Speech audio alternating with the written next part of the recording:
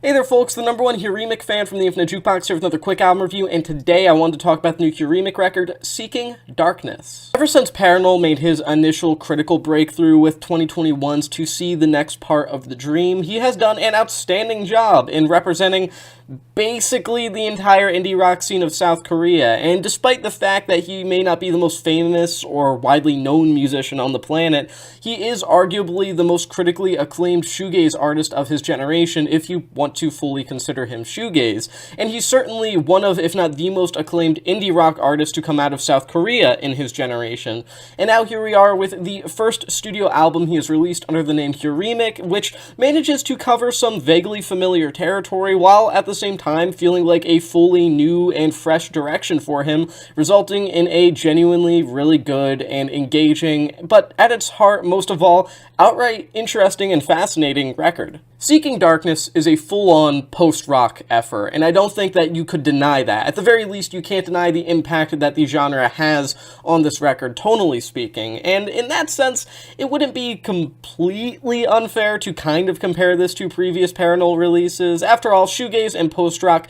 depending on the artist, have a degree of similarity in terms of production styles as well as the way that they deliver their respective emotional weights, but that's about where this record's similarity with previous Parannoul records ends. I mean, Seeking Darkness is almost completely distanced from his past work, and I don't think that's a bad thing whatsoever. Whereas most Parannoul works have historically felt warm and enveloping, Seeking Darkness is more often than not relentlessly devastating, as it builds up these walls of chaos that immediately come tumbling down just as quickly as they were built up. And there are even some tracks here, like Seeking Darkness Part 2, that feature some industrial adjacents, to put it the best that I possibly could, sort of influences that add a metallic and unmoving feeling to this record that I think is nice to see embraced. I mean, even still, the raw and emotional qualities of his previous work haven't vanished from this album, which is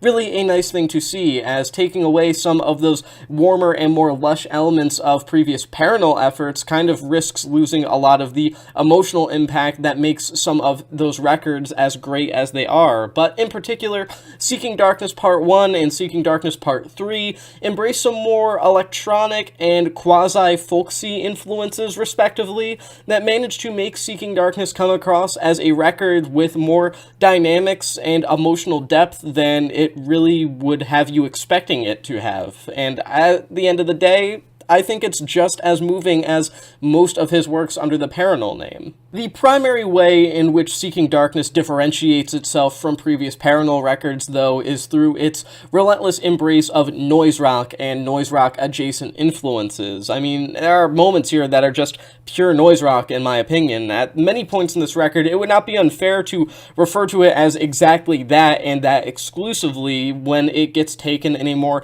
expansive and drawn-out direction. And I don't mean that in a negative way whatsoever, because much of Seeking Darkness feels like the trippy side of noise rock and its expected sounds and sonic qualities being stretched out to their most strained extent, and this leads to Seeking Darkness feeling heavy both sonically and emotionally. And while it may not be an album that is completely unlike anything you've ever heard, it's not like this is the first time that post-rock has gotten a little bit noisier than your average ambient piece, but at the same time, those aforementioned noise rock influences prevent it from feeling derivative from other Parannoul releases or from any of the influences that he takes up here. And with some really excellent production helping those noisier moments excel, as they never really feel like walls of sound with no inherent point, those noise rock influences are really brought to a pretty stirring and semi-psychedelic point that leaves the listener just as quickly as it came in. And as a whole, it makes it feel like a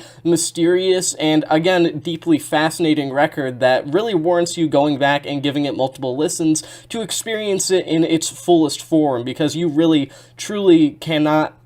comprehend this record in just a single listen. This may not be my favorite album of the year so far or anything, but it really is one of the most interesting albums that I've heard in a while, both musically and sonically. Seeking Darkness almost feels like kind of a paradoxical album in a way, because on one hand, this is nothing wholly unique or groundbreaking within the realm of post-rock, nor noise rock, yet it also feels like there's nothing to fully compare it to either, and in that sense, this feels like a record that shouldn't be able to exist, an album that doesn't feel completely original because of the influences it takes up from those couple of genres, yet at the same time, it's a record that doesn't really have anything that feels like a direct, apt comparison to make, and the embrace of noise rock influences really gives this record its own flavor, as do the lighter flecks of some of the other corners of Parannoul's musical influences and interests. But most importantly, though, this feels like a fully unique record in Parannoul's discography specifically. I mean, nothing in the Parannoul discog feels like this up to this point, nothing that he has ever put out feels like Seeking Darkness, and that leads to the introduction to Huremic feeling worthwhile and filled with emotional intent and purpose. And considering some of Parannoul's most recent work felt good but a bit derivative of him at his peak, it's really nice to hear him do something that feels so original and so fascinating in its best moments. I'm going to give this record 3.5 stars out of 5. And with that being said, that is the end of this quick album review. Thank you for watching The Infinite Jukebox, and I'll see you in the next one.